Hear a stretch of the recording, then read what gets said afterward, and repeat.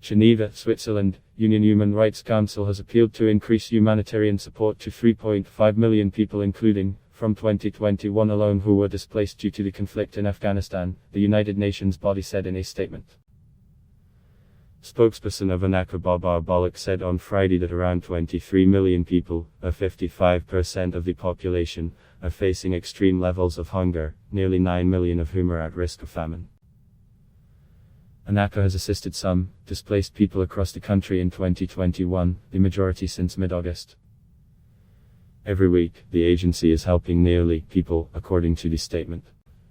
But as we reach thousands of people, we find thousands more people who are in need of humanitarian assistance, Bolak said, appealing for further resources for the most vulnerable. He noted that single mothers with no shelter or food for their children, displaced older persons left to care for orphaned grandchildren, and people taking care of loved ones with special needs. Reminding the Human Rights Council of the various resolutions on the safety of journalists adopted in recent years, the experts called for expedited visas, assistance with evacuation, and open borders for those who wish to leave Afghanistan. After the Taliban took over, the economic crisis has worsened with the freezing of Afghan assets and shortage of humanitarian assistance to the people of the country. Afghanistan is facing the brunt of a severe economic crisis, reported News.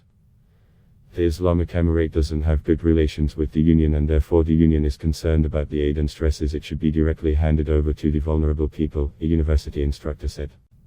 Adblock test why?